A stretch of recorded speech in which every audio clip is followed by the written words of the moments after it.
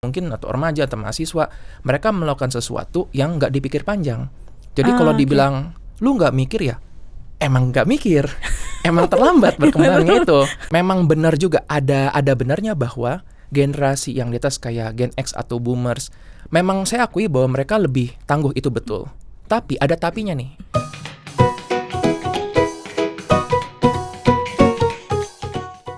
Oke, Dr. Andreas Kurniawan, welcome to Ruang BK. Halo Mbak Yunda. Dr. Andreas ini adalah psikiater ya. Betul. Selain psikiater dia juga penulis buku. Nah, Betul. bukunya ini cukup menarik perhatian judulnya. Seorang pria yang melewati duka dengan mencuci piring. Nah, itu lucu. Nanti kita akan bahas buku itu, tapi yang menarik adalah melalui duka.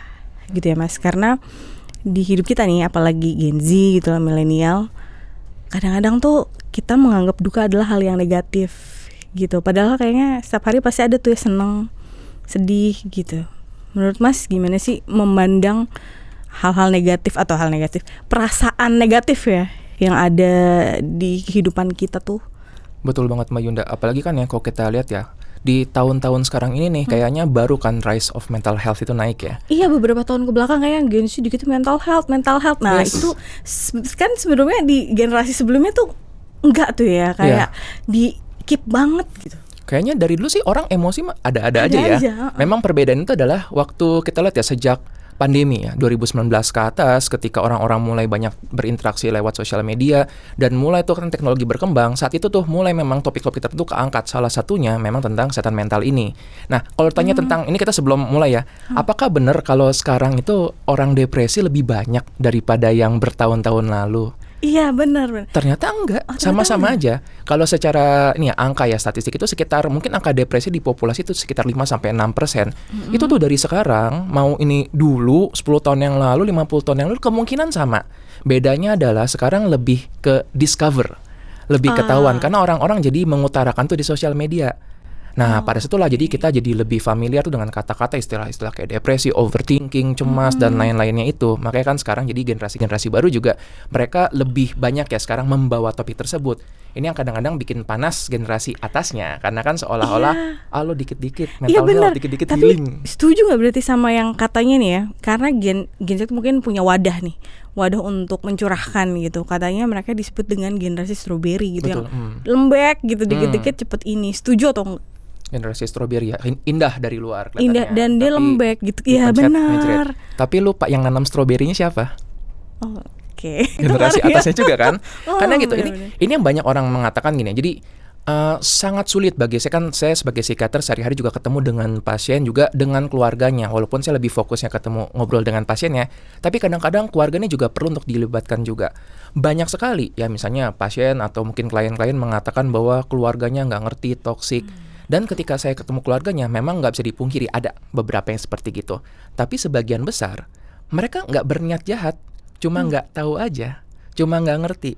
Mereka nggak ngerti bahwa kesehatan mental itu memang benar-benar ada dan bisa berpengaruh. Mereka nggak ngerti bahwa ada beberapa orang yang memang ketika merasa nggak nyaman, nggak cukup tuh memendam doang. Mereka perlu untuk mengobrolkan itu kepada itu gitu ya. kepada psikiater atau psikolog. Dan inilah yang membuat jadi perbedaan pendapat tersebut.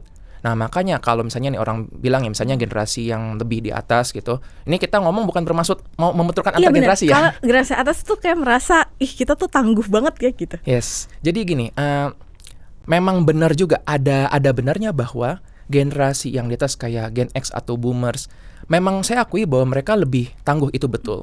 Tapi ada tapinya nih. Kita perlu lihat juga bagaimana generasi di usia tersebut mereka tumbuh dan berkembang. Kalau kita lihat usianya ya kan, waktu usia sekitar anggaplah Gen X itu berarti kan masa-masa setelah mereka, kalau Boomers kan habis perang dunia, lalu Gen X itu mungkin sekitar di tahun 60-70-an gitu mungkin. Nah, pada saat itu tentu concernnya mereka berbeda dengan concern generasi-generasi sekarang. Biasanya saya analogikannya gini Mbak Yunda, dengan membangun rumah. Ya, kalau kita sekarang ngebangun rumah, kita kan udah mikirin tuh estetiknya, gitu. Iya, Ini betul. matching gak ya sama ini? Iya. Kira-kira tempat ini kosong mau ditaruhin apa? Tapi kalau misalnya kita mundur berpuluh-puluh tahun yang lalu, kalau kita membangun rumah, tujuannya cuma satu, rumah itu kokoh dan bisa dihuni banyak orang.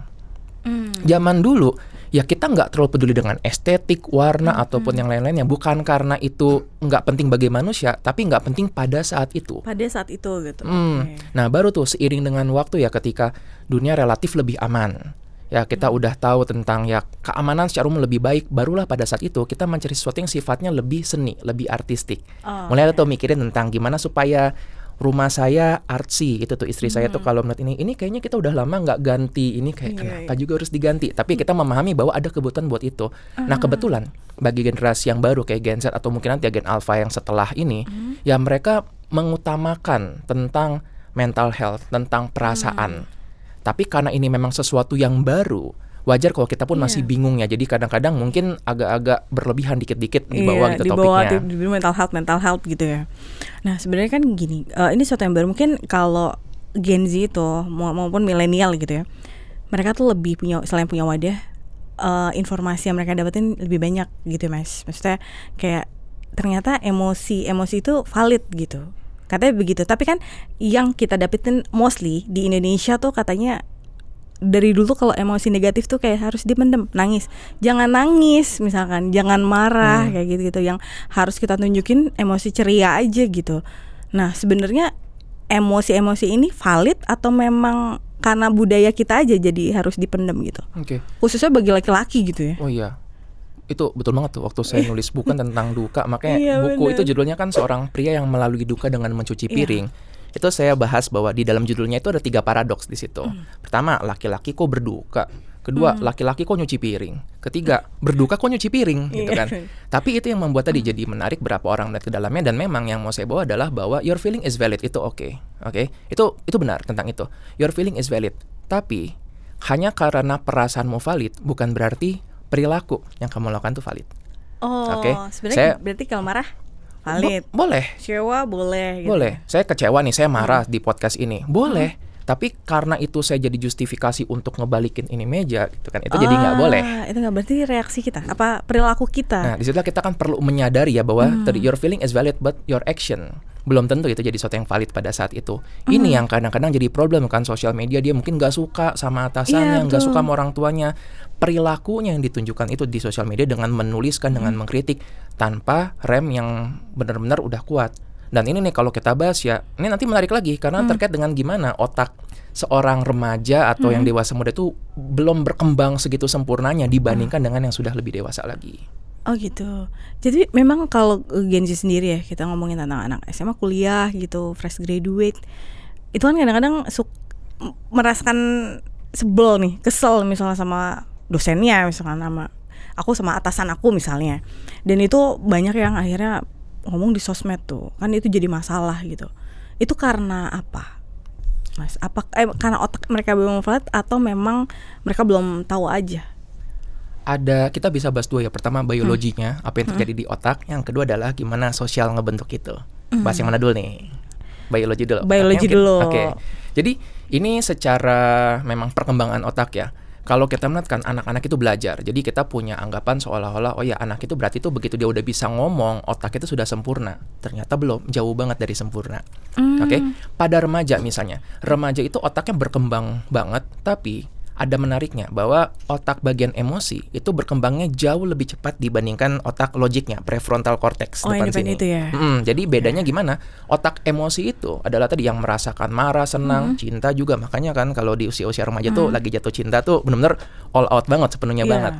Tapi memang sayangnya untuk bagian logik ya, bagian untuk reasoning, bagian untuk planning itu dipusatkan itu di prefrontal cortex, area depan kepala kita. Makanya kalau orang bilang mikir itu nunjuknya ke sini gitu. Nah, itu agak terlambat berkembangnya.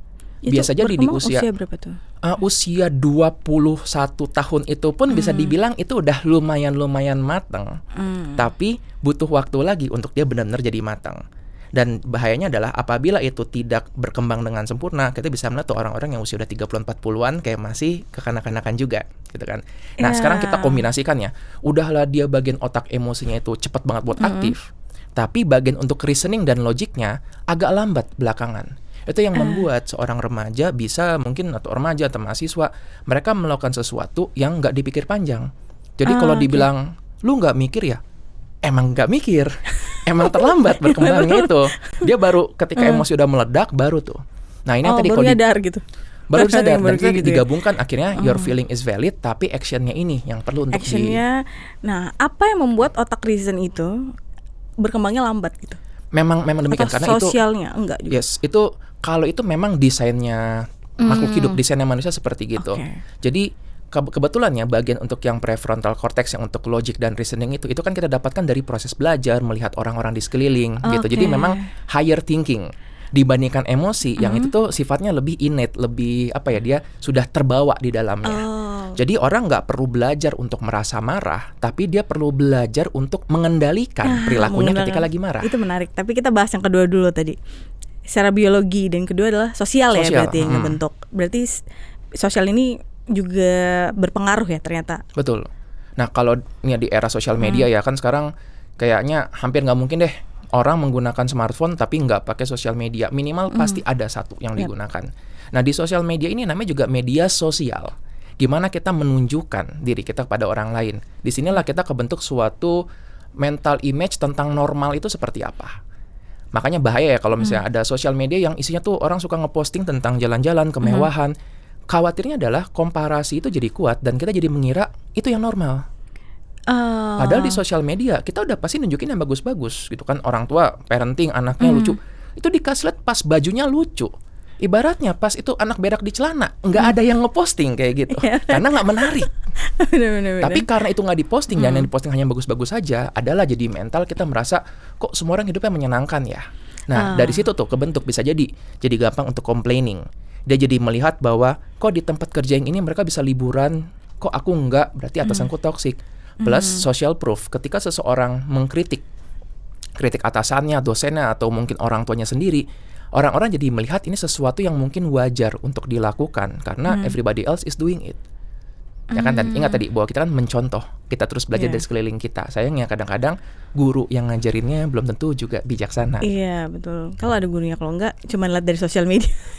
Betul banget. Nah sosial media nggak sebenarnya jahat juga Iya ya. benar. Itu Jadi, katanya apapun netral gitu. betul, kalau saya bilang di sosial media itu adalah kalau buffet, all you can eat, semua ada. Ini podcast Ruang BK ini kan bagus kualitasnya kan. Ada juga, ada yang akan mengkonsumsi. Tapi ada juga mungkin materi-materi lain yang memang lebih fast food ya, fast serving yang lebih gurih, yang lebih menyenangkan. Dan boleh-boleh aja kita mengkonsumsi itu. Tapi kalau terlalu banyak, akan jadi gawatnya. Makanya di sosial media juga kita perlu untuk sadar tentang ini dengan berbagai macam ada jutaan miliaran topik yang ada, yang mana sih yang mau kita pilih. Berarti tuh salah satu juga kalau kita salah memilih siapa yang kita follow gitu ya, itu tuh ngaruh juga ke, kan kalau di Gen Z terkenal istilah FOMO itu ya, fear of missing out. Ada juga fear out public opinion. Nah, maksudnya pendapat orang lain. Betul, gitu. Apa kata orang gitu. Itu tuh sebenarnya ngaruh juga ya dari sosial dan siapa aja teman-teman kita yang kita pilih gitu. Itu ngaruh banget dan kita nggak bisa menyalahkan netizen, kita nggak bisa menyalahkan pengguna. Itu adalah instingnya kita sebagai makhluk hidup. Jadi untuk menjelaskan tentang instingnya kita perlu mundur-mundur dulu nih. Manusia itu kan makhluk sosial. Jadi kita pasti akan membutuhkan lingkungan kita sosial. Pasti butuh kan. Pasti butuh. Nah lalu kita bayangkan nih, seandainya kita masih manusia purba, kita berburu dalam sebuah kelompok. Satu-satunya cara untuk memastikan bahwa kita bertahan hidup adalah dengan kita ya go along dengan society. Ibaratnya kalau yang lain pergi berburu pagi hari dan saya bukan morning person, saya berburunya sore hari, mati dimakan sama serigala. Maka dari itu saya harus mengikuti. Oke, nah teman-teman yang misalnya nih di kelompok manusia purba pada suka menggunakan sekarang bajunya pada berwarna orange, ya kita akan mengikuti. Kenapa? Ketika kita berbeda dari society, itu berpotensi kita akan disingkirkan atau kita jadi nggak disukai. Nah, tanpa sadar insting tersebut terbawa terus ke masa kini. Sampai sekarang ya berarti. Betul. Ya. Makanya kan ketika ada suatu mungkin yang viral, orang-orang lagi pakai baju tertentu, lagi datang ke kedai tertentu, toko tertentu, atau termasuk bagus juga sih ya, buku saya juga terkenal gara-gara viral sih. Bagus juga. Viral di sosmed. Makanya saya bilang nggak menyalahkan netizen gitu. Tapi itu kan ada maknanya bahwa semua orang mungkin ya yang dia kenal membaca itu. Jangan-jangan ini juga akan bagus buatku. Nah sampai titik itu mungkin bagus. Jadi boleh loh kita mempertimbangkan pendapat orang lain. Nah ini ya makanya saya agak enggak setuju dengan anggapan jangan dengerin pendapat orang. Iya, betul. Ya kita perlu mendengarkan pendapat orang lain sebagai data. Yang nggak boleh adalah kalau pendapat orang itu hanya satu-satunya sumber data kita. Karena yang ngomong belum tentu adalah seseorang yang kita bisa untuk percaya. Kemarin tuh saya nemu sebuah quote yang cukup bagus ya. Jangan dengerin kritikan dari orang yang kamu nggak bakal minta saran dari dia. Oke. Nah, jadi ini cukup bisa memberikan gambarannya. Boleh nggak sih kita dengerin kata orang, dengerin kritikan? Boleh. Kalau orang ini adalah orang yang kamu bakal minta saran, maka kritikan dia bermakna. Tapi kalau orang ini misalnya kamu nggak cocok juga sama dia, value-nya berbeda, kamu tahu kamu nggak bakal minta saran dari dia, ya sudah, kalau dia mengkritik, cukup terima itu sebagai data, nggak perlu langsung ditolak, tapi juga jangan diterima. Data itu kita simpan. Ya kan, nanti kalau datanya makin banyak dan mengatakan bahwa memang kayaknya kamu salah dan perlu berubah, berarti data tersebut jadinya kan valid juga. Nah, itu dia. Kan kita kadang-kadang gini, menerima kritik kan itu hal yang susah gitu ya. Jangan kritik orang lain kayak, kok ini gini, kok ini gitu. Nah, kritik itu kadang-kadang membuat kita justru jadi down nih. Ya kan, sama kita lagi nggak enak, lagi mood kita lagi jelek aja gitu, Mas. Gimana caranya biar kita bisa sampai, oh ya udah, ini kritik ya didengerin aja sebagai data aja gitu. Ini ngebocorin dikit buku berikutnya lagi sebenarnya. Oh, buku berikutnya boleh nanti ya? aku Bocor-bocorin dikit boleh kali ya. Boleh. Spill itu kapan mau dirilis? Ya, moga-moga di 2025 awal-awal lah sudah ada bakal buat teman-teman mengawali awal tahun sampai di sepanjang tahun tersebut. Biar mental sehat sepanjang tahun. Moga-moga demikian ya. Gimana tuh? Nah, Mas? Jadi di buku yang kedua ini membahas mengenai tentang kekecewaan, tentang gimana kita memiliki suatu keinginan, desire, lalu unfulfilled desire. Nah, salah satunya adalah kan kita perlu banyak deal dengan rasa sakit, dengan kritik dan lain-lainnya. Ini nggak secara spesifik mungkin saya tuliskan, tapi kalau bisa berbagi, kira-kira begini. Kita tuh punya suatu belief, kepercayaan. Kalau saya biasa ngajaknya, anggaplah kita pakai topi. Topi saya, ini lagi saya pakai topi, tulisannya adalah saya baik, saya sempurna. Nah, ketika kita menggunakan topi tersebut, tanpa sadar kita tuh mau memegang identitas itu. Sehingga kalau ada orang mengkritik, jadinya kan berlawanan dengan topi tersebut. Yang ada, di kondisi ideal kita mungkin akan mendengarkan kritikan tersebut dan semua orang tahu kritik itu tujuannya adalah untuk membangun kita.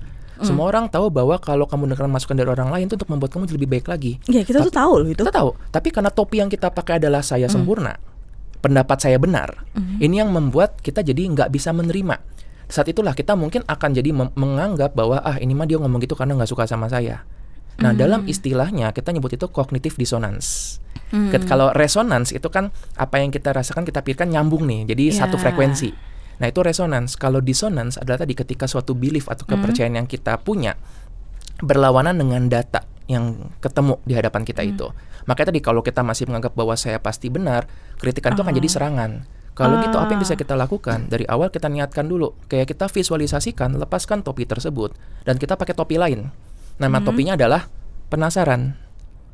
Ketika kita gunakan topi penasaran, maka apabila ada orang memberikan pendapat yang berbeda, maka kan kita akan jadi bisa menerima itu karena kita pun penasaran. Nah, yang susah adalah tadi, kadang kita cenderung untuk mempertahankan pendapat kita kalaupun itu salah. Sedangkan kalau kita pakai topi penasaran, value kita apa sih? Aku penasaran, aku mau mengetahui hal-hal baru. Ketika ada orang memberikan kritik yang ternyata berbeda dengan yang kita pegang, itu masih selaras karena sama-sama kita pengen tahu, kita pengen berkembang. Oke, jadi sebenarnya kita lepasin dulu ya atribut apapun yang ada di kita. Baru akhirnya kita bisa lebih mudah untuk menerima kritik itu gitu. Oke, tadi soal rasa kecewa gitu. Kita kan punya ekspektasi nih, Mas. Biasanya katanya, ya udah biar nggak kecewa, turunin aja ekspektasinya. Nah, itu setuju atau enggak? Ada benernya sih. Ada, tapi di sisi lain gini ya, kita kan juga punya suatu value gitu, kita punya suatu standar lah. Jadi kalaupun mau untuk menurunkan ekspektasi boleh. Kalau saya lebih suka bilangnya realistis gitu. Bikin di manage ekspektasinya supaya jadi realistis gitu ya. Nah, kalau dalam proses terapi juga kan saya ketemu dengan pasien yang banyak yang bilang tentang kecewa sama atasan, sama pasangan dan lain-lainnya. Ada satu tips simple yang ini teman-teman bisa langsung gunakan ya, yaitu kenali kalau kita lagi ngomong harus. Jadi dalam cognitive behavioral therapy itu ada namanya pikiran otomatis ya, cognitive error yang namanya adalah should statement. Nah, should statement itu kalau kita ngomong satu harus. Harus. Nah, kenapa? Karena harus ini ketika kita mengucapkan harus itu membuat ekspektasi kita tuh jadi tinggi banget. Bahkan untuk hal-hal yang sebenarnya remeh. Contoh ya. Misal, anggaplah nih kita di rumah sering lewat abang nasi goreng, yang nasi gorengnya tuh udah harganya juga terjangkau, rasanya enak. Nah, Kita makan itu, wah seneng nih, besok mau makan lagi. Nah, lalu suatu hari kita mengalami hari yang sangat berat. Terus kita udah mikir, pokoknya aku nanti pulang ke rumah aku harus makan nasi goreng itu. Begitu nunggu, yang lewat ketoprak. Padahal makanan juga dan kita bisa makan. Tapi bayangkan kecewa kita besar karena ekspektasinya udah terlalu tinggi. Nah, di sisi lain ngomong harus itu kan udah instingnya kita juga ya, kita otomatis. Makanya salah satu dalam proses terapi, kami mengajak pasien untuk mengubah dari kata harus jadi alangkah baiknya. Karena dengan mengubah itu dari harus jadi alangkah baiknya, itu mengubah cara kita berpikir. Sebagai contoh ya, kalau misalnya kalimat pertama nih aku bilang, saya mau makan harus nasi goreng Bang Maman. Nah, kalimat kedua, saya mau makan alangkah baiknya kalau ada nasi goreng Bang Maman. Kalimat pertama tuh kayak titik ya, udah nggak ada lanjutannya. Kalimat kedua, alangkah baiknya kalau ada nasi goreng Bang Maman. Tapi nggak ada, yaudah deh, bakso nggak apa-apa deh. Kita jadi bisa mencari alternatifnya. Nah, tanpa sadar tadi ketika kita bilang kecewa, jangan-jangan ketika kita ngomong harus dalam cinta nih. Iya betul, tuh harus dia gitu kan. Harus dia. Gitu. Kadang-kadang ini menariknya kalau dalam cinta-cintaan kan, saya mengajak pasiennya atau klien untuk mengenali perbedaannya tuh cuma koma doang. Yaitu gini, sebelumnya dia berpikir enggak harus dia. Kita coba untuk ajak berpikir, bisa nggak komanya kita buang? Enggak harus dia. Cuma satu koma loh bedanya itu. Beda ya. Tapi berbeda banget kan. Gitu. Jadi kita bilang alangkah baiknya kalau bisa sama dia lagi. Tapi tadi bahaya kalau kita bilang enggak harus dia. Karena jadinya nggak realistis. Gitu. Iya sih. Tapi ya Gen Z lah sih lagi dia kecewa sama pasangannya gitu, sama orang tuanya gitu. Selain kita harus lebih realistis gitu, ada nggak sih cara-cara yang bisa dilakukan gitu untuk setidaknya mengurangi rasa kecewa itu dalam waktu yang misalkan agar tidak mengganggu gitu hari-harinya dia atau aktivitas kita sendiri gitu. Baik. Kalau cara tercepat sebenarnya adalah dengan kita mengenali perasaan. Tadi kan kita ngomong kan bahwa sekarang ini lagi muncul nih banyak istilah-istilah baru tentang perasaan. Iya benar. Nah, yang kita lupa adalah perasaan itu tuh banyak banget jenisnya. Ibaratnya keyboard HP ya, itu emoji itu semuanya perasaan. Iya, emoji itu kan kayak penting tuh. Jadi senyum yang ketawa aja sama senyum yang gini sama senyum yang nangis tuh beda semua kan. Beda. Nah, jadi kita juga mengenali ketika kita lagi berinteraksi dalam interaksi sosial dengan seseorang, entah itu dengan pasangan, entah dengan orang tua, dengan atasan kita, apa sih yang kita rasakan saat itu? Seringkali kita menggampangkan menjadi aku marah. Tapi bisa jadi bukan marah loh. Mungkin ada kecewa, mungkin ada sedih. Makanya aku kadang mengajak untuk mengenali nih sebenarnya apa sih perasaan yang lagi dirasakan ini. Dan tadi Mbak Yunda bilang ya, kadang-kadang kita nggak terbiasa untuk itu karena sering disupres dari kecil itu. Nggak boleh nangis, nggak boleh sedih, nggak boleh marah. Padahal itu kan adalah emosi yang wajar. Kalau kita melihat emosi itu sebagai notification handphone, kita mungkin akan bersikap lebih baik terhadap emosi itu. Handphone kita punya banyak aplikasi. Gimana kita tahu aplikasi mana yang bunyi? Beda-beda bunyinya. Ada yang bunyinya tung-tung, ada yang WhatsApp tuh gitu kan. Nah, kita tanpa melihat aja, kita tahu bahwa ini WhatsApp nih. Bahkan grup WhatsApp aja bisa beda tuh, grup WhatsApp kantor sama grup WhatsApp persahabatan. Gimana kalau jangan-jangan emosi adalah tubuh kita nih bunyi ringtone-nya. Ketika kita lagi marah, perasaan marah tuh, ringtone-nya marah. Kita coba tanyakan ke diri kita sendiri, ini tubuhku mau ngasih tahu apa sih?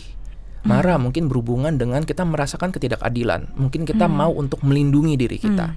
Sedih itu mau menyampaikan apa sih? Kita kehilangan sesuatu. Bahkan senang pun ya, itu memberitahu bahwa ini menyenangkan dan kita mau untuk lakukan lagi. Apabila kita terbiasa untuk seperti itu, ya harapannya adalah ketika kita lagi marah, kita nggak buru-buru bilang jangan marah, tapi kita tanyakan apa yang membuat kita marah, bagian mana dari semua interaksi ini yang membuat marah. Bisa jadi loh ternyata ya marahnya kenapa marah? Iya tadi tuh pas dia jawabnya dengan cuma itu doang loh. Gitu ya. Nah terus kita coba ajak mengenali apa yang membuat tadi ya berdecak itu membuat kamu jadi nggak nyaman. Nah dalam proses terapi tuh kita mundur-mundur, jangan-jangan itu menghubungkan itu perilaku dari mungkin dulu gurunya atau mungkin orang tuanya, masa lalunya dia gitu ya. Akhirnya sekarang gestur tersebut muncul, orang ini nggak bermaksud untuk melukai, tapi dia jadi terluka karena itu. Valid kan perasaannya? Your feeling is valid. Tapi hanya karena perasaan itu ada, ya jangan jadi suatu excuse. Ya, jadi itu menjelaskan bahwa saya mengalami rasa marah ini gara-gara tadi pas dia berperilaku seperti itu, berdecak itu, mengingatkan saya akan seseorang di masa lalu. Waktu itu dia meremehkan saya, dia mengecilkan pendapat saya. Tapi sekarang ketika itu terjadi, belum tentu loh dia bermaksud yang sama. Gitu, tapi itu perlu latihan karena Iya, itu kayak kita otomatisnya kan lebih cepat untuk ngejudge. Nah, ada orang yang memendam nih, di press nih rasa marahnya. Ada juga yang susah untuk mengendalikan itu tuh, Mas. Misal marah, reaktif tuh. Kalau orang bilangnya reaktif ya, langsung marah-marah, teriak-teriak gitu. Nah, gimana tuh? Katanya sih kalau banyak yang bilang udah jeda dulu nih berapa detik gitu. Itu ngaruh atau enggak? Atau ada cara yang efektif gak sih? Jeda itu adalah salah satu cara yang memang paling cepat ya untuk kita menunda sesuatu. Biasanya kalau ngomongin tentang reaktif, saya ngajak pasien-pasien untuk bedakan reaktif dan responsif. Reaktif itu adalah nggak ada split second stopnya. Jadi reaktif itu aksi reaksi. Saya lagi di sebuah kereta yang padat, ada orang nginjek kaki saya, plak, gampar. Itu reaksi. Kenapa? Aksi, kita bisa bilang Bapak nginjek kaki saya. Tapi responsif adalah ada split second stop di mana kita diam sebentar dan kita memproses itu. Saya lagi di kereta yang padat, ada orang nginjek kaki saya, bentar. Saya nggak kenal dia nggak kenal saya. Kereta lagi penuh nih. Kalaupun dia nginjek kemungkinan nggak sengaja. Kita tetap respons dengan itu, dengan tepok, Pak, maaf Bapak nginjek kaki saya. Tetapi tidak dengan reaksi yang berlebihan. Nah, kalau kita bawa ya dalam situasi sehari-hari, seringkali kita bereaksi yang terlalu cepat dan terlalu berlebihan. Nah, kita ngajak untuk responsif dengan cara tadi split second stop. Kita benar-benar berlatih untuk menjeda dan menanyakan apa yang kita rasakan, kira-kira situasi seperti apa. Karena banyak sekali ketika kita reaktif kan menyesalnya baru belakangan. Iya, misalnya belakangan. Tapi kadang-kadang gini, banyak juga yang bilang adalah saat kita reaktif itu emosi kita tuh jadi mereda. Walaupun akhirnya kita menyesal. Itu benar atau enggak? Itu betul. Karena gini kan kita channeling. Emosi itu kan kita rasakan di dalam tubuh dalam bentuk yang mungkin ketegangan, ada rasa panas. Iya kan, deg-degan gitu. Betul. Kayak nah jadi gini menariknya ya. kan tadi kita bilang di awal ya bahwa otak kita nih menciptakan emosi itu ada bagian otak sistem limbik yang dia menciptakan emosi. Tapi dirasakannya bukan di sini. Emosi itu dirasakannya entah di tubuh gitu ya. Di dada, di rasa leher kayak tercekik, rasa mau teriak, rasa kaku di sini. Itulah yang perlu untuk kita latihkan untuk lepaskan. Betul banget ketika kita lagi merasa ada ketegangan, ada rasa yang mendam, ya kalau kita ledakin pasti lega. Tapi setelah lega muncul perasaan lain. Rasa bersalah, rasa malu misalnya. Saat itulah kita perlu untuk melatih, mengenali, oh ini lagi muncul rasa gak enaknya. Kadang-kadang kita melakukannya itu dengan mudah, kadang-kadang sulit. Makanya dilatihkan, makin lama akan makin terbiasa. Makin terbiasa ya, jadi itu ya. Tapi itu kan karena sebenarnya itu reaksi tubuh gitu ya. Misalkan jantungnya lebih berdegup kencang gitu. Sebenarnya itu berarti bisa dong kalau orang-orang bilang kayak kita yoga gitu ya. Teknik pernafasan tuh sebenarnya bisa membuat reaksi tubuh itu menjadi lebih tenang gitu. Bisa banget. Ini ada penjelasan biologisnya juga. Jadi sistem saraf manusia itu ada sistem saraf yang simpatis sama parasimpatis. Kalau simpatis itu adalah yang semuanya tuh naik. Jadi ketika saraf simpatis naik, ini nafas kita meningkat. Jantung kita denyutnya meningkat, tekanan darah meningkat, ketegangan otot meningkat.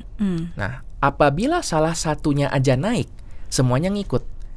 Sebagai contoh ya, sekarang nih kita ngukur nih misalnya tensi kita atau nadi kita. Coba deh kita bernafas dalam semenit, kita bernafas 60 kali. Jadi itu setelah semenit dijamin pasti denyut nadi pasti akan meningkat.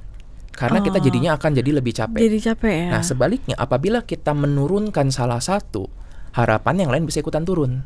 Itulah dasarnya tentang kenapa kalau kita lagi ngerasa deg-degan, ngerasa nggak enak, ngerasa tegang, yang bisa diatur kebetulan cuma nafas. Kita sulit ya untuk mengatur, aku mau semenit denyut nadiku 60 kali aja deh. Susah. Tapi kalau kita ngatur nafas, tarik nafas yang dalam, hembuskan dengan pelan, dengan exhale-nya, hembuskan itu lebih panjang daripada inhale-nya, slow deep breathing, itu lakukan beberapa kali, itu cepat untuk ngebantu kita supaya lebih tenang lagi. Makanya kan benar tuh kalau misalnya dibilang ada apa-apa nafas dulu itu benar kok. Itu benar ya, untuk buat tubuh lebih rileks sebenarnya. Betul. Ya. Nah kalau itu kan berarti hal-hal yang bisa kita lakukan nih saat orang-orang bilang kayak pikiran aku lagi jernih aja gitu kan. Tapi ada kondisi di mana orang udah mengarah ke stres dan sekarang tuh banyak juga yang depresi gitu ya Mas. Katanya kalau orang depresi itu kayak semuanya terlihat dark aja gitu. Betul. Kayak hidupnya semua jadi berantakan gitu. Mungkin walaupun mungkin kalau orang yang kita lihat kok ini banget ya gitu, tapi mereka kan menganggap bahwa Misalnya keluarga gue kok gini ya gitu, terus atau di kampus dosen kok gini, teman-teman gue gini, atau di kantor kenapa kerjaan gue banyak banget, kenapa pressure-nya toxic banget nih teman-teman kantor. Itu kan udah mengarah pada dia tidak bisa melihat yang membuat dia semangat lagi. Nah, apakah itu gejala awal dari stres, atau kapan sih orang bisa menyadari bahwa kayak ini gue udah mulai depres nih? Oke. Stres dan depresi, kita ngomong sederhana itu dulu aja deh ya. Kalau stres, tenang aja, semua orang stres. Oh, semua orang. Dengan level berbeda-beda. Ya. Orang butuh stres katanya. Betul, dan stres itu bukan sesuatu yang buruk. Oke, stres itu adalah cara tubuh kita memberitahu bahwa ada suatu ancaman di luar kita. Contohnya, kalau kita lagi jalan, terus di depan kita ini ada orang terlihatnya kayak mabok, bawa pisau, jalannya miring-miring. Itu kita bakal stres. Kenapa kita perlu stres? Kita perlu tahu bahwa di sini ada ancaman. Karena kita tahu ada ancaman, kita akan menghindar. Siapa bilang stres harus dihadapi? Oh ya. Oke? Oh, ya. Stres hanya perlu dihadapi kalau memang kita perlu menghadapi itu. Tapi stres yang lain mungkin kita perlu untuk hindari. Nah, ini yang dibilang kita perlu untuk menentukan pick your battles, apa yang perlu dihadapi dan apa yang enggak. Yang sering terjadi sebaliknya nih, harusnya nggak perlu diberantemin. Komentar sosial media nggak penting-penting amat, diberantemin. Sedangkan hal-hal yang harusnya perlu untuk ditangani, dia malah menghindar. Itu yang jadi masalah. Nah, apabila stres berkepanjangan itu terjadi, ya, maka bisa terjadi perubahan di tubuh kita. Nanti ya ujung-ujungnya itulah bisa jadi masalah di lambung, masalah mungkin di sakit mah gitu. bisa itu sangat berhubungan banget. Nah, sedangkan sekarang kita ngomong tentang depresi. Ya, kalau depresi ini kita bedakan dulu. Ada yang namanya feeling depressed, merasa depresi, dan having depression, yaitu memang mengalami depresi. Saya yakin kok semua orang yang melihat ini ya, menonton ini, pasti di satu titik dalam hidup mereka pernah feeling depressed. Ketika kita merasa hidup sia-sia, kita merasa semua orang meninggalkan kita, itu pasti akan pernah kita merasakan kayak gitu. Kalau belum, tenang aja, nanti kalian bakal merasakan. Ada waktunya, tunggu tanggal mainnya. Nah, tapi berbeda. Ada orang-orang yang ketika lagi mengalami seperti itu, mereka bisa untuk bounce back lagi. Mereka mungkin ya udah ada caranya, mungkin mereka dengan dengarkan musik, mereka coba untuk dengan jalan-jalan, healing dengan jalan-jalan, atau ada yang mungkin dengan ngobrol sama teman-temannya. Nah, tapi kalau kita ngomong having depression, mengalami kondisi depresi mayor, itu nggak semudah itu buat ngangkat. Ada kriteria gejalanya, terutama waktu juga. Jadi biasanya dia bertahan cukup lama, nggak cuma 3 hari, 4 hari gitu. Dia bisa bertahan 2 minggu atau lebih. Selain itu, bukan cuma perasaannya doang yang nggak nyaman, tapi mulai menimbulkan masalah dalam fungsi sehari-hari dia. Sebagai pekerja, misalnya sebagai seorang teman, sebagai seorang anak, sebagai seorang suami atau istri, ada gangguan fungsinya. Nah, ketika itu terjadi, baru tuh mungkin kita perlu anggap ini sesuatu yang serius dan ini sebaiknya memang perlu untuk ditangani. Gejala umum yang perlu kita sadari gitu, kadang-kadang kita juga harus nggak cuma buat kita, tapi mungkin orang-orang di sekitar kita juga nih, biar kita lebih aware tuh apa aja sih, Mas? Baik. Kalau misalnya ini ya, ini sekarang kan banyak nih konten sosial media. Kalau cari aja gejala depresi, banyak tuh. Iya, betul. Akan banyak banget kalian menemukan video yang ketika nonton itu, ini kayaknya ngomongin saya nih. Iya, kok gitu. ini gue semua ya? Yes. Gitu. Jadi karena kalau kita ngomongin hanya berdasarkan ciri-ciri aja, ya bisa jadi akan demikian. Ya, contoh nih, misalnya nih ya, kalau kita cuma ciri-ciri doang ya. Saya rambutnya panjang nih, ya, mata saya sipit nih, kulit saya putih. Berarti saya Tomingse dong. Kan ciri-cirinya sama. Ya kan? Nah, itu yang membuat jadi masalah karena ciri-cirinya sama, bukan berarti kita adalah orang tersebut. Nah, karena udah diciri-ciri gampang, sleep, mungkin sulit tidur ya, interest, hilang minat, guilt, rasa bersalah, energinya bisa cepat banget buat bocor gitu, concentration terganggu, appetite, nafsu makan terganggu, psychomotor retardation, jadi kayak badannya berat banget buat bergerak, terakhir suicidal ideation, jadi ide-ide untuk bunuh diri. Biasanya kita ngecek 8 tersebut. Tapi kembali bukan cuma karena memiliki itu kita mengalami depresi. Perlu wawancara lebih lanjut lagi. Kita perlu wawancara psikiatri. Kita perlu untuk memaknai ada apa sih di balik itu. Kapan kita harus mulai kayaknya aku butuh nih pertolongan profesional gitu? Ketika sakit berlanjut hubungi dokter gitu sih sebenarnya. Itu kayak iklan zaman dulu kan ya. 3 hari nggak sembuh hubungi dokter. Karena silakan mau menggunakan cara sendiri, misalnya mau self healing boleh, baca buku-buku pengembangan diri boleh, mau ngobrol sama teman-teman boleh, mau karaoke nyanyi naik gunung silakan. Ya, karena apabila bisa perbaikan dengan itu bagus. Tapi bila sakit berlanjut hubungi dokter. Nah, kalau kita sih biasanya bilang ya 2 hal deh kalau terjadi penderitaan dan gangguan fungsi, distres dan disfungsi.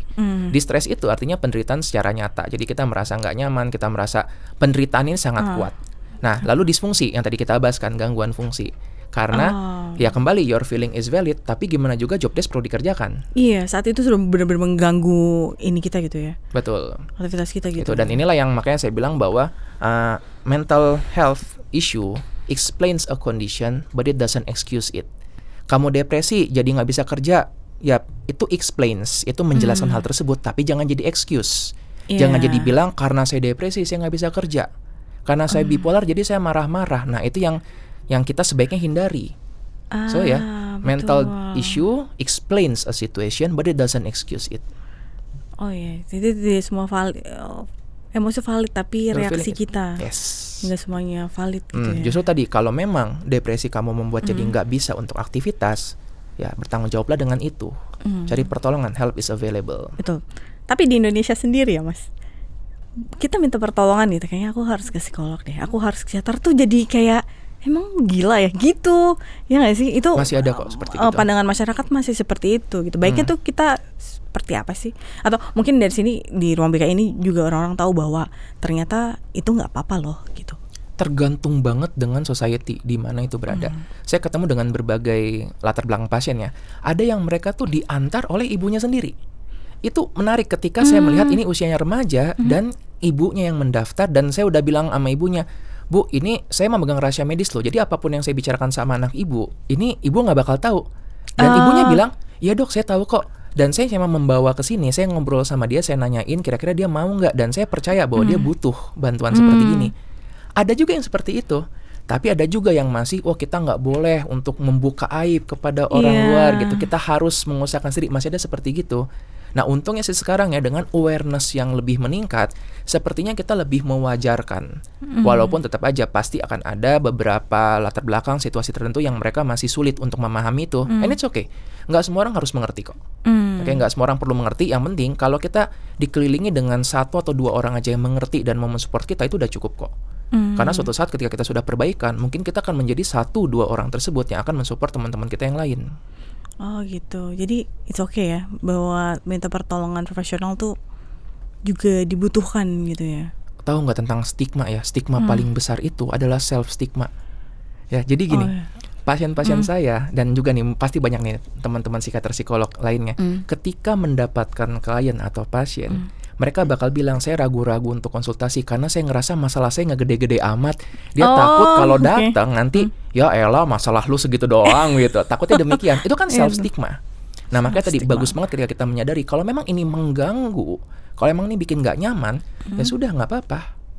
Ya paling nggak gini, ketika pun kamu datang dan ternyata nggak, kok hidupmu baik-baik aja, ya bagus, berarti hidupmu udah baik-baik aja, kamu di jalan yang tepat. Sekarang gimana untuk memperbaiki itu supaya lebih bagus lagi. Gitu. Iya betul. Nah itu self stigma itu menarik karena gini, saat ada orang lain yang kadang-kadang curhat sama kita atau kita curhat sama orang lain cuma bilang ya elah cuman gitu aja gitu. Itu tuh gimana tuh?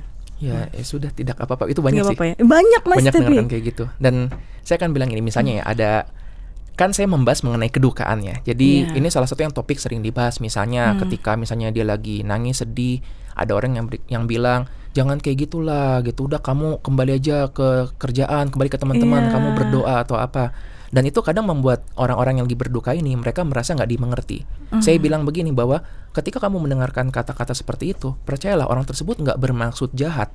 Dia cuma memikirkan kalau aku di posisi kamu, ini yang pengen aku dengar. Ketika dia lagi berduka, dia pengen orang-orang datang dan it's okay, nggak apa-apa, udah kamu tetap jalan aja, kamu berdoa, jangan lupa untuk ibadah. Mereka berharap demikian. Jadi ketika kita mendapatkan satu masukan yang mungkin berbeda dari value kita, nggak apa-apa, ucapkan terima kasih karena niat dia baik. Sebenarnya niat orang juga baik ya. Cuma kebetulan dia nggak menjalani hidup kita. Kita yang menjalani hidup kita kan. Jadi ya sudah, dia cuma mengatakan if I were you, ini yang bakal kulakukan. Itu tentang dirinya sendiri sebenarnya, orang lain mengatakan itu ya. Yes, dan tadi jadi kalau misalnya ada orang pun bilang kayak ya elah cuma gitu doang, ya sudah nggak apa-apa. Dia cuma membayangkan kalau dia di posisi kita, kemungkinan dia bakal mendismiss hal tersebut. Mungkin bakal, ini mah nggak penting-penting amat. Tapi kan mudah ya untuk ngomong sesuatu ketika kita belum merasakan itu. Iya, betul. Ya semua orang tampaknya expert sampai tiba-tiba dihadapkan pada masalah yang benar-benar ada di depan dia. Kalau kita sendiri yang menghadapi teman berduka, apa yang harus kita ucapkan nih Mas?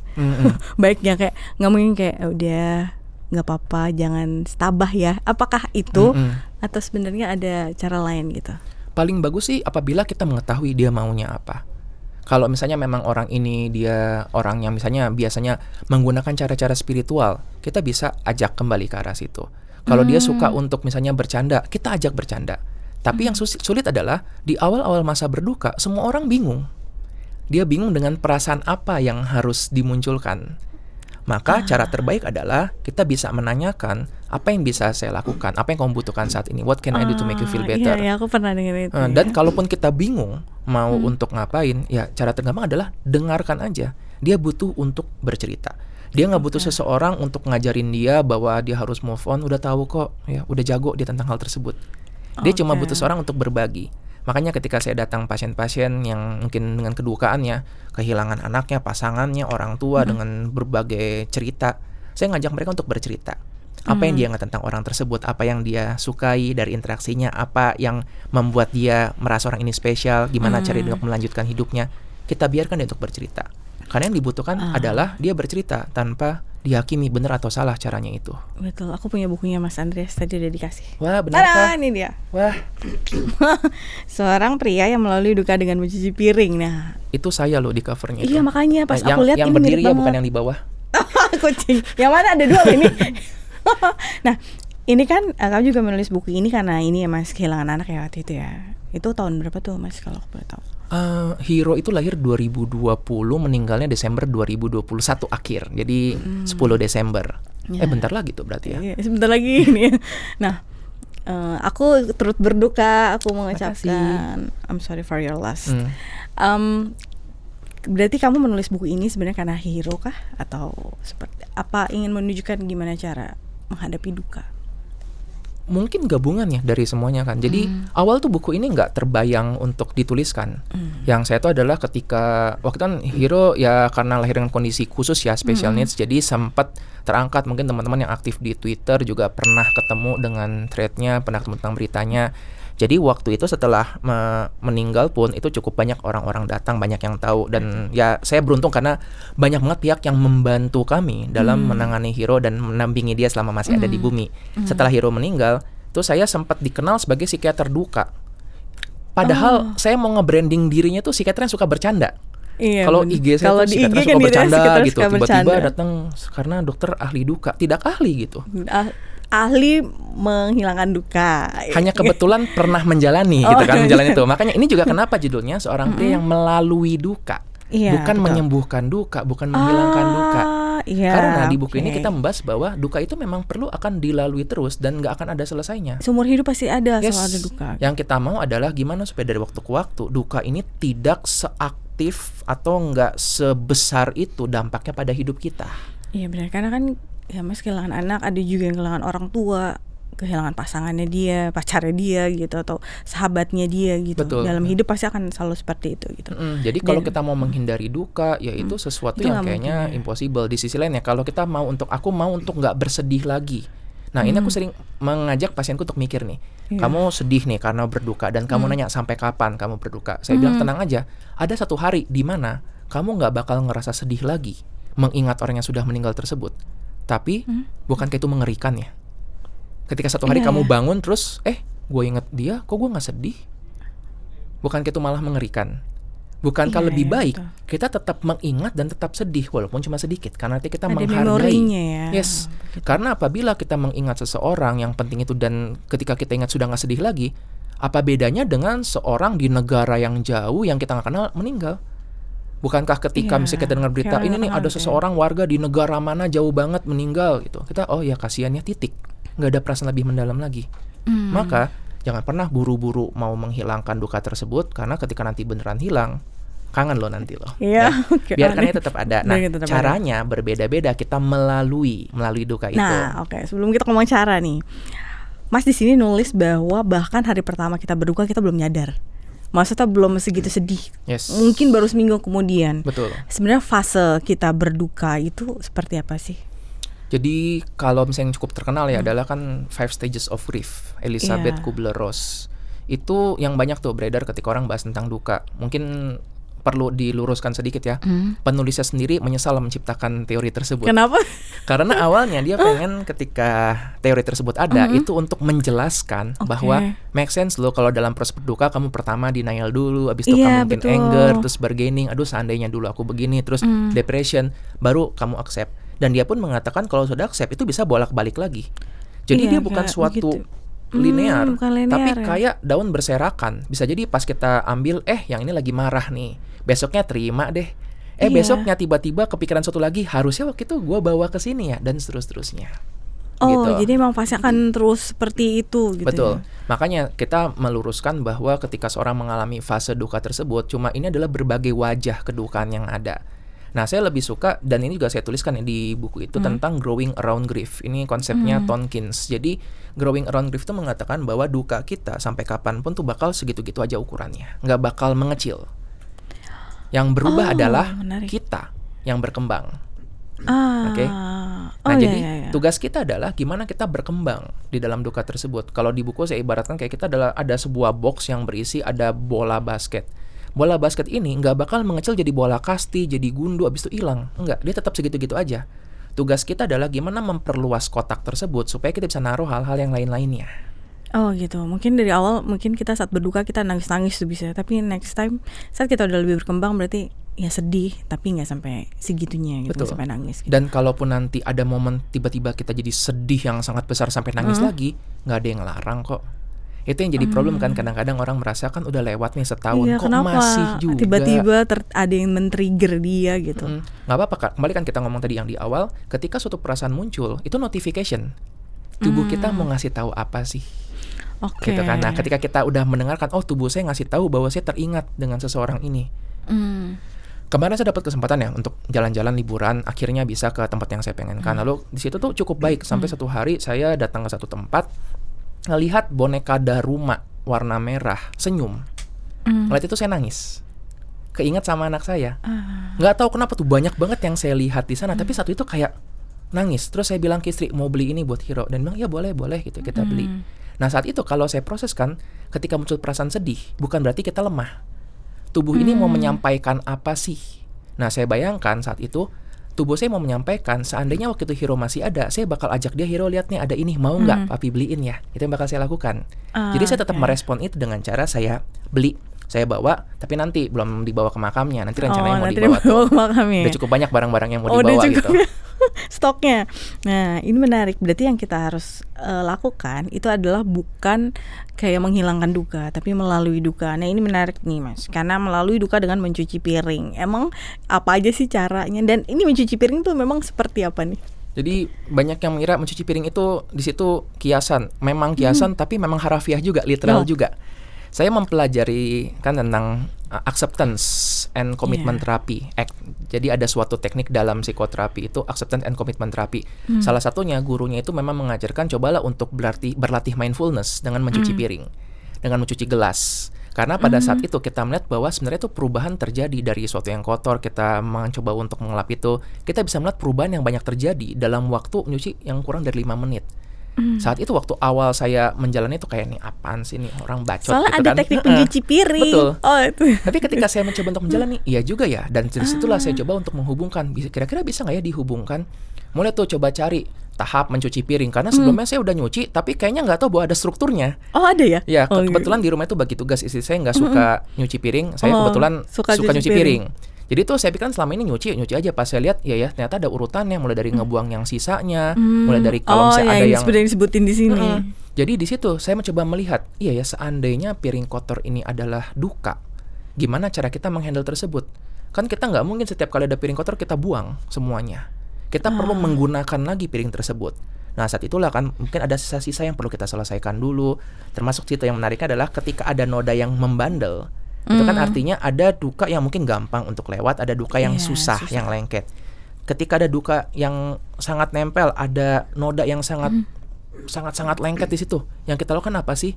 Masukin dalam air, kita biarkan. Waktu akan menyembuhkan luka. Tapi yang penting adalah bukan berapa lamanya, tapi apa yang kita lakukan.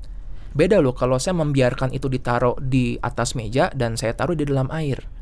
Nah disitulah kalau dibilang udah kita lewatin aja, nanti waktu akan menyembuhkan suatu duka atau luka yang kamu rasakan. Yes, tapi apa yang kita lakukan. Nah air itu bisa berarti dengan aktivitas baru dengan teman-teman kita, mungkin dengan doa, mungkin dengan kembali mengingat apa yang dulu suka kita lakukan sebelum semua itu terjadi. Gitu. Kebetulan saya dengan mencuci piring, tapi dengan cerita dari orang-orang menarik juga. Ada yang dia melalui dukanya dengan cara jalan-jalan misalnya, ada yang dengan lari, olahraga, ada yang dengan bikin tato gitu. Nah itu berbagai cara yang mereka lakukan, dan saya kan bilang semuanya boleh asal itu nggak melanggar hukum, nggak menyusahkan orang lain, dan itu memang bermakna buat kamu. Karena nggak boleh juga ya melalui duka dengan merampok bank gitu. Karena kata dokter Andres boleh dengan cara apapun. Gue nggak bilang kayak gitu. Jangan. Soalnya cara apapun boleh katanya. Iya, asal tadi nggak melanggar hukum, nggak nyusahin orang lain. Gitu. Oh iya. Benar, jadi sebenarnya apapun yang bisa kita lakukan ya. Berarti itu sangat personal ya, gimana kita cara melewati duka itu ya. Berarti tadi aku menarik sih, karena kan orang-orang bilang time heal gitu. Waktu menyembuhkan, tapi sebenarnya nggak gitu aja waktu ya. Waktu menyembuhkan kalau kita melakukan sesuatu untuk menyembuhkan. Gitu. Seperti tadi ya, melakukan aktivitas. Dan terutama sih kembali untuk moving on ya, karena moving on itu bukan kita meninggalkan, tapi moving on itu adalah kita membawa duka tersebut bergandengan bersama dengan kita, bawa dalam kantong kita, bawa kemanapun kita pergi, dan gimana duka itu mengubah kita. Ya saya melihat juga bahwa kedukaan untungnya ya membuat saya jadi mungkin lebih lembut menangani pasien-pasien. Saya jadi tahu bahwa ketika mereka mengalami kesulitan, saya nggak tahu nih apa cerita di balik tersebut. Ketika dia bilang saya diputusin sampai nangis-nangis, saya nggak tahu cerita di balik itu seberapa dekat dia, seberapa itu bermakna bagi dia. Nah moga-moga karena kita pun pernah mengalami rasa sakit tersebut, ketika dengarkan cerita orang lain, kita jadi lebih lembut, kita jadi bisa lebih rendah hati ya untuk mendengarkan itu, karena kita nggak pernah tahu cerita dari versi dia. Oh ya, itu menarik sih. Makanya mendengarkan ya. Tapi sebagai seorang psikiater gitu, berarti butuh ini juga, konsultasi juga dong berarti. Ada. Ya mas, kan kadang-kadang kayak kan dokter nggak butuh berobat, ya nggak mungkin juga gitu ya. Ya, koki juga butuh makan. Oh iya juga butuh makan. Ya kan?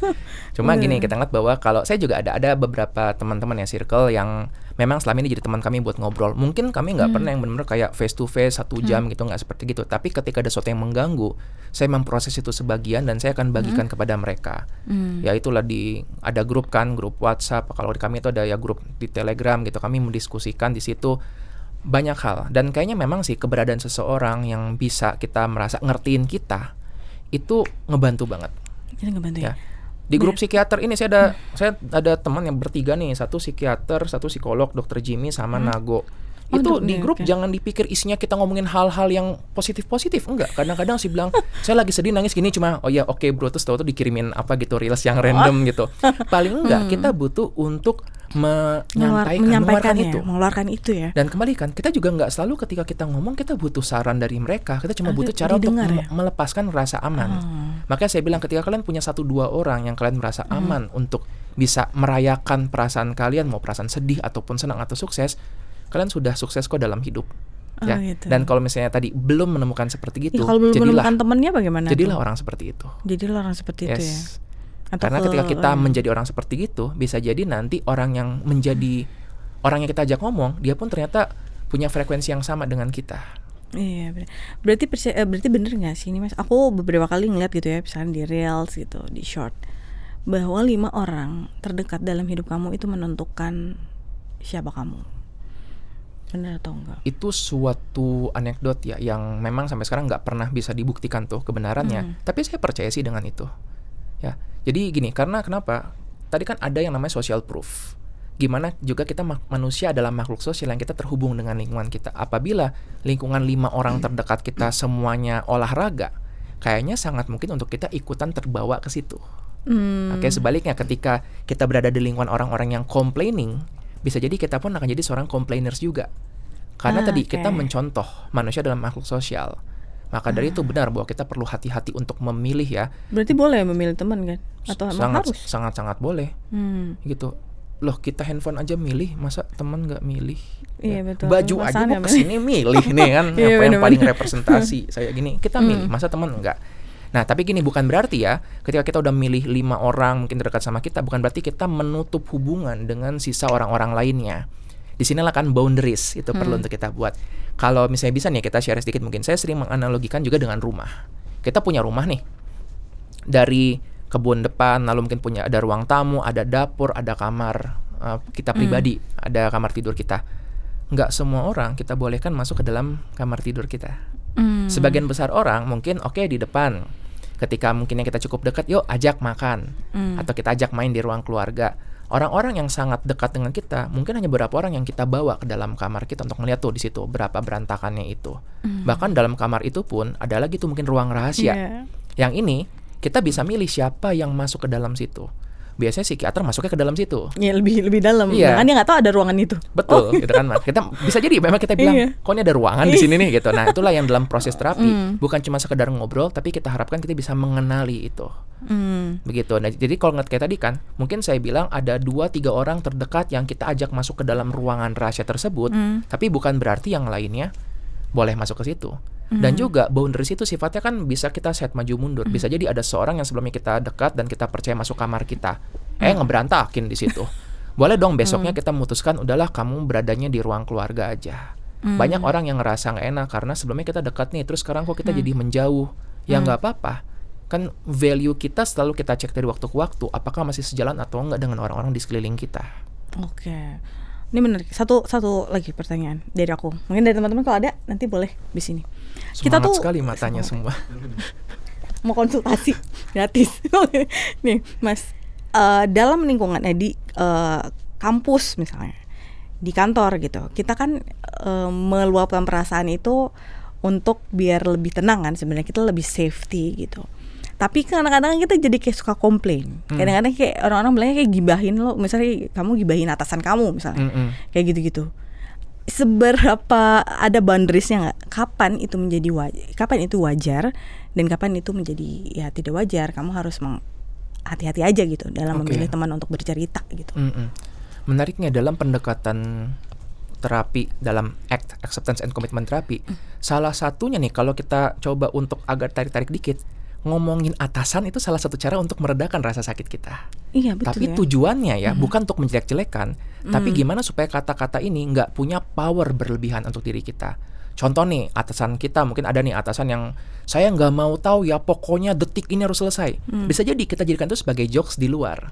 Kita ngumpul sama teman gitu kan, bikinin teh dong, saya nggak mau tahu ya detik ini harus jadi. Nah, itu adalah cara yang baik.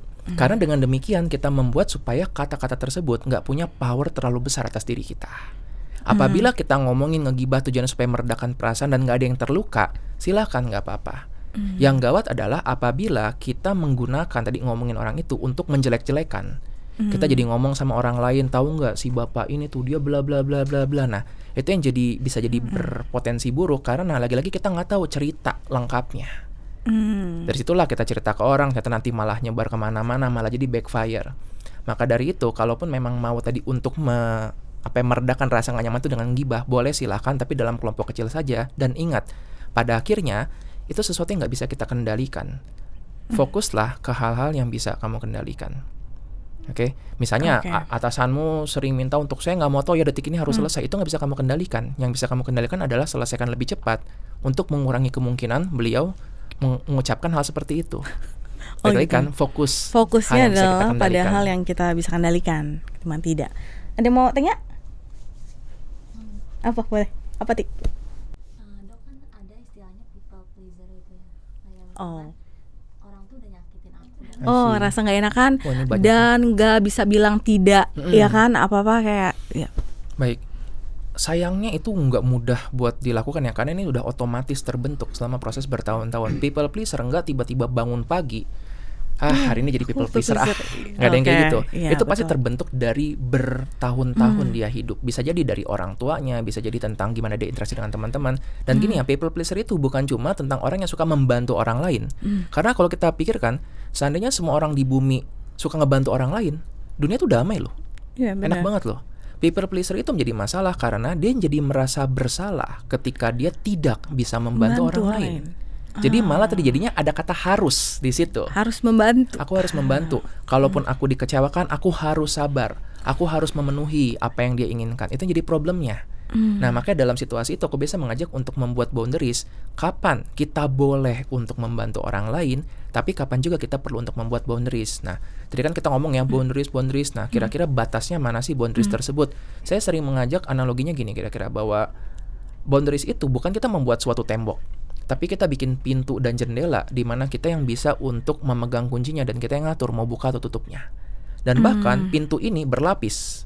Jadi bisa jadi hari ini kita kuncinya deket banget sama kita, besok-besok kita kuncinya 10 lapis gitu, silahkan. Nah, untuk perkiraannya kira-kira gini. Boundaries adalah sebuah titik di mana kamu bisa mencintai seseorang, mencintai orang lain, dan saat yang bersamaan kamu bisa mencintai dirimu sendiri.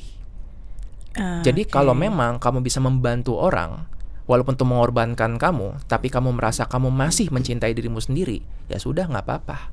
Siapa tahu nih kamu malam-malam disuruh untuk ngantar temanmu, tapi ini teman baikmu nih. Jadi dengan kamu mencintai dia, kamu juga mencintai dirimu sendiri karena kamu sebagai seorang teman, walaupun kamu jadi keluar bensin ataupun jadi kurang tidur, kita tetap mencintai diri kita sendiri.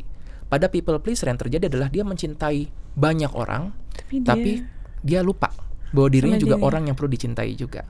Jadi berkorbannya berlebihan gitu.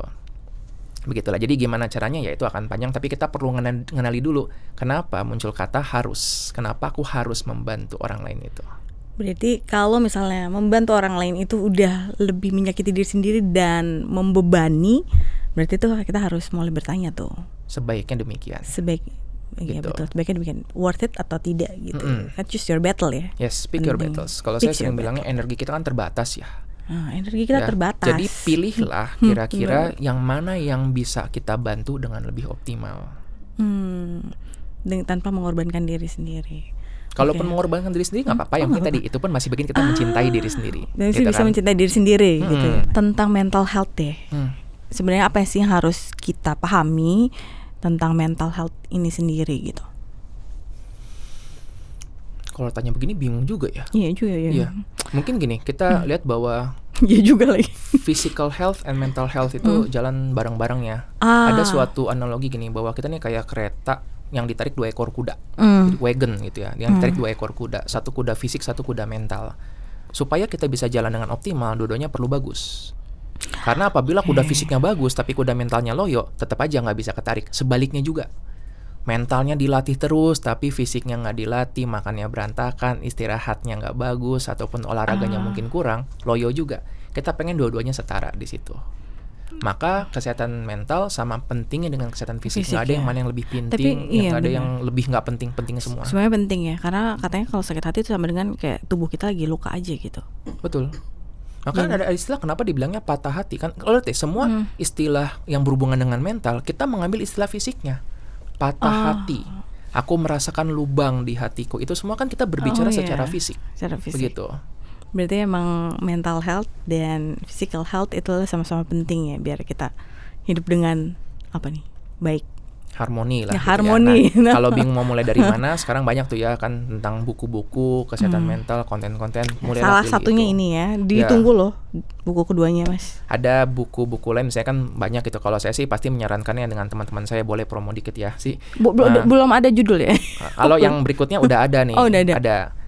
Kalau yang biasanya sering disandingkan dengan buku saya itu adalah dari bukunya Nago Tejena, Aku Yang Sudah Lama Hilang. Itu ngomongin tentang quarter life crisis. Tentang seseorang yang dulu waktu kecil tuh dia punya banyak mimpi tentang dirinya, terus tiba-tiba mulai kehilangan sampai akhirnya dia jadi dewasa dan bingung, ini aku ngapain sih dalam hidup. Nah, makanya Aku Yang Sudah Lama Hilang. Satu lagi dari karya Dr. Jimmy, Merawat Luka Batin. Itu ngomongin mengenai mungkin tadi tentang depression, tentang gimana kita mencoba untuk mengenali ketika luka itu ada dan mencoba untuk memperbaiki itu. Kalau buku berikutnya nanti aja. Oke, nanti next time ya. Siapa tahu kita bisa discuss lagi di Ruang BK tentang mental health, apapun tentang mental health. Yes. Oke, makasih Mas sudah hadir di Ruang BK. Sama-sama, Mbak Yunda. Sampai bertemu lagi. Ya. Hai, makasih ya udah nonton podcast Ruang BK. Ikuti terus update terkini podcast Ruang BK dan isu seputar edukasi di sini nih.